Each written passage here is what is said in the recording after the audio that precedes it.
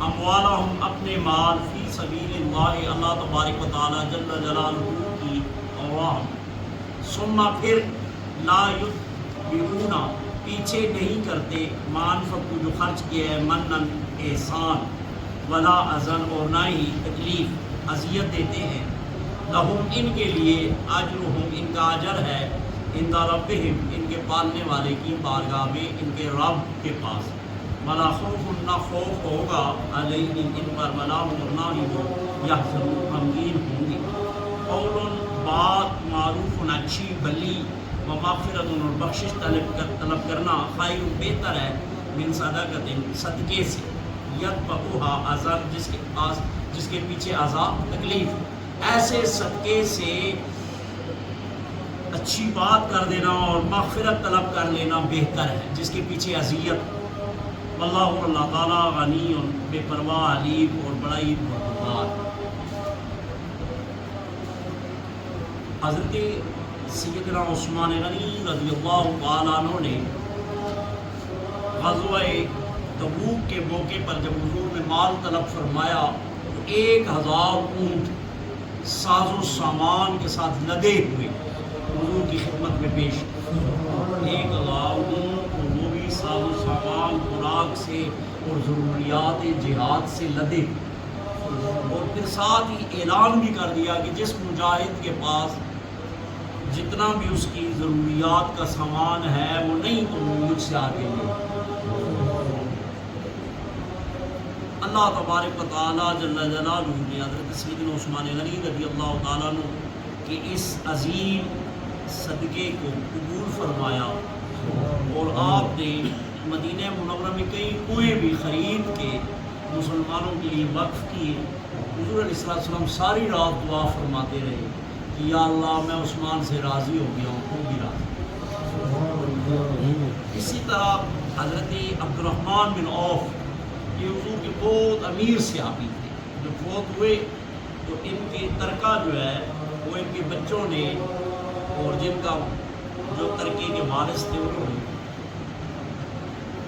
زمین اور جائیدادیں اور غلام تو علیحدہ ہے، نقدی جو ہے اس زمانے میں نوٹ تو نہیں ہوتے تھے، اشرفیاں درہم دینار ہوتے تھے، تو وہ یہ جو دیگیوں کے پاس وہ ایک لوٹا سا ہوتا ہے اس طرح، اس کو عرب بولتے ہیں سا، جس کا ہم وہ فطرانے وغیرہ کے لیے کرتے ہیں، وہ بھر بھر کے انہوں نے تقسیم کی، اتنا مال ہے۔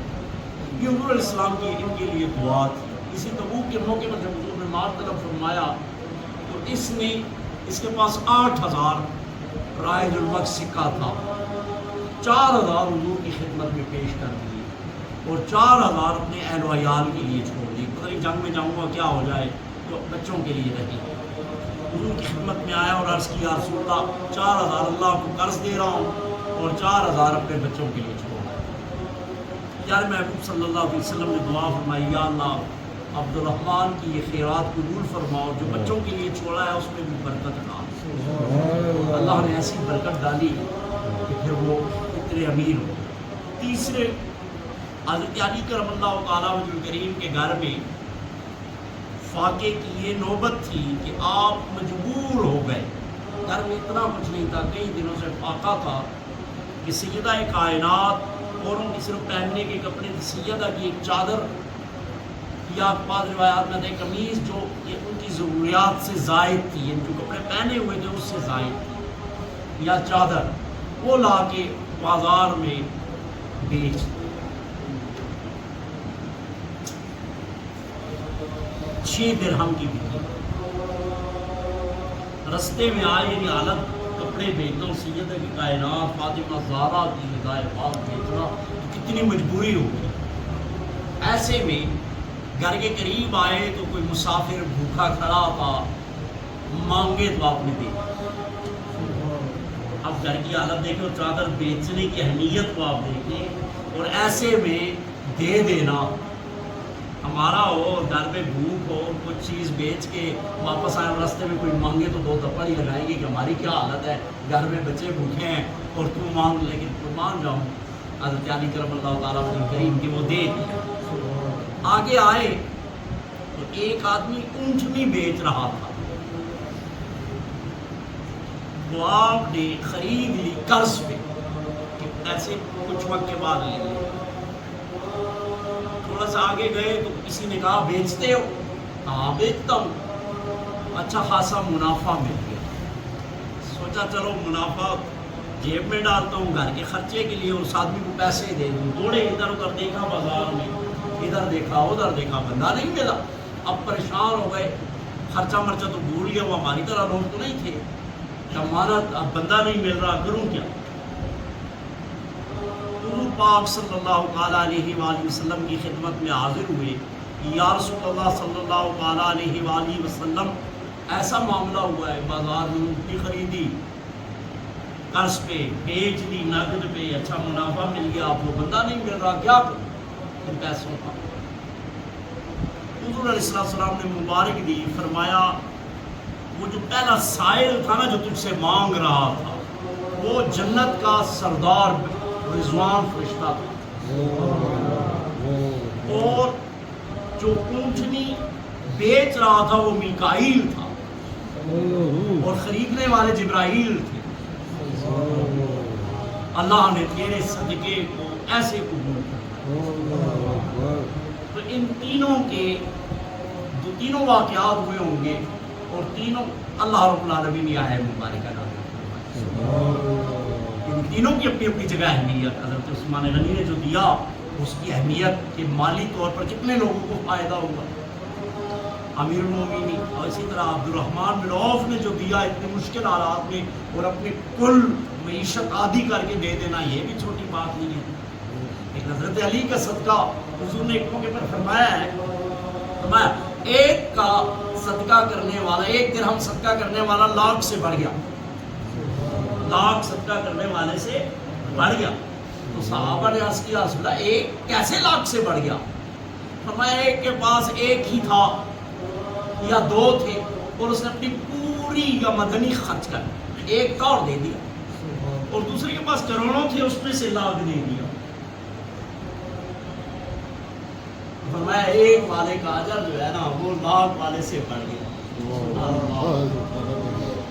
مساوات ایک کی بڑی اہمیت ہوتی ہے نا. تو یہاں پہ اللہ رب العالمین نے پہلے ان کی تعریف فرمائی, اور آگے قرآن کریم میں آتا ہے نا کہ الا ان اولیاء اللہ لا خوف علیہم ولا هم یحزنون. یہاں بھی ان کے لیے فرمایا, کیا فرمایا؟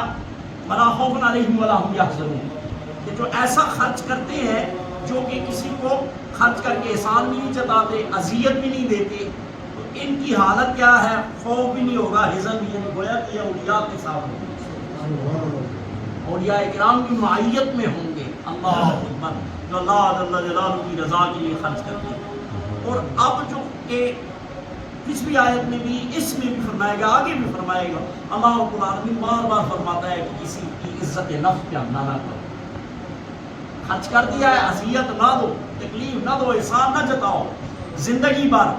کہ آج کوئی غریب ہے اس پہ خرچ کر دیا, کل اس کے بچے پڑھ گئے, افسر بن گئے, تو محفل یہ ہمارے پیسے ان کی کیا حالت تھی, مانگتے غریب. آج آپ لوگوں نے سنا ہوگا, کہتے ہیں کوئی آج اللہ تعالیٰ نے ان کو اگر اچھا کر دیا ہے, وہ کہتے ہیں اس کا باپ جو تھا وہ ہمارے پاس کام کرتا تھا, ہمارے گھر ہمارے آگے گھاس یا ہمارے پیسوں سے مطلب یہ کرتے تھے, ہم ان کو دیتے تھے, غلہ دیتے تھے. ان کی کیا اوقات تھی؟ ایسے لوگوں سے سنا ہے, کہتے ہیں. تو ایسے لوگوں کے لیے اللہ جل جلالہ حدیث مبارکہ میں بھی آتا ہے کہ ان کا ثواب تو لازماً ضائع ہو گیا نا, اور بعض روایات میں ہے الٹا عذاب بھی ملے گا. نیکی برباد, گناہ لازم. نیکی بھی کئی غرق ہو گئی, جو پہلے 10 سال 20 سال 50 سال پہلے کی تھی اس کو بھی برباد کر دیا, اور الٹا گناہگار بھی ہو گیا. اور اگر اس نے سن لیا تو اس کو کتنی تکلیف ہوگی, اس کا آپ اندازہ نہیں کر سکتے.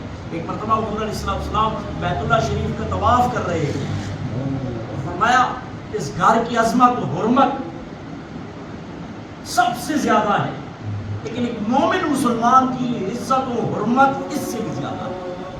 بیت اللہ شریف جو کہ حرم ہے, حرمتوں کا گھر ہے, فرمایا ایک مومن مسلمان کی عزت اور حرمت اس سے بھی زیادہ ہے. آپ مطلب صدقہ خیرات کر کے اس کو اذیت دیں، تکلیف دیں، احسان کریں، محفلوں میں اس کو شرمائیں، تو اللہ فرماتا ہے قول معروف، اچھی بات کر دو، مغفرت حق یا اللہ معاف کرے، بس ہے۔ فرمایا خیر بہتر ہے من صدقۃ، اس صدقے سے جس کے پیچھے اذیت، جس کے بعد آپ نے اس کو اذیت دینی ہے، تکلیف دینی ہے، اس پر احسان جتانا ہے، اس سے بہتر ہے کہ دے ہی نہ، اچھی بات کر کے بعد میں اس کو اذیت دینی۔ پہلے دینے والے کا تو اجر فرمایا نا، اولیاء کے ساتھ فرما دیا، خوف اور حزن نہیں ہوگا اس پر، لیکن اگر تو نہیں دے سکتا یا اس کو اذیت دیتا ہے، تکلیف دیتا ہے، احسان جتاتا ہے، اللہ غنی ہے، وہ غنی ہے، تمہیں دیا اس کو بھی دے دیا، چھوڑ دے، اس کی پرواہ نہ کر، واللہ غنی، اللہ بے نیاز ہے اور وہ بڑا ہی بردبار صابر۔ اللہ پھر دیکھو اللہ، وہ لوگ جو خرچ کرتے ہیں اپنے مال اللہ کی راہ میں، پھر اس کے پیچھے جو خرچ کیا ہے احسان اور اذیت نہیں دیتے، جو پیگونا یعنی اس کی اتباع نہیں کرتے، اس کے پیچھے نہیں دیتے، جو خرچ کیا ہے احسان اور نہ ہی اذیت، ان کے لیے اجر ہے ان کے پروردگار کی بارگاہ میں، اور ان پر کوئی خوف نہیں ہوگا اور نہ ہی وہ غمگین ہوں گے۔ اچھی بھلی بات کہنا اور بخشش طلب کر لینا بہتر ہے اس صدقے سے جس کے پیچھے اذیت ہو، اور اللہ جل جلالہ بے پرواہ اور بڑے علم والا۔ اللہم صلی علی سیدنا و مولانا محمد وعلی آل سیدنا و مولانا محمد وبارک وسلم، الصلاۃ والسلام علیک یا رسول اللہ وعلی آلک و صحبہ یا رحمۃ للعالمین۔ یا اللہ غلطی کوتاہی لرزش معاف، یا اللہ اپنے پیارے حبیب کا صدقہ قرآن کریم کی برکت میں سانو سارے صدقات و خیرات اور ایسے صدقات و خیرات کرنے کی توفیق عطا فرما جس سے سارے سے احسان و اذیت نہ ہو، یا اللہ سارے سارے نے بزرگاں کی مغفرت فرما، حسین انہوں نے بتیجہ فوت ہوئے، اللہ تعالیٰ مغفرت کر، اللہ تعالیٰ مغفرت نصیب فرما، اللہ تعالیٰ اس کے والد کی مغفرت فرما، اللہ تعالیٰ بچے کی والدہ تمام پسماندگان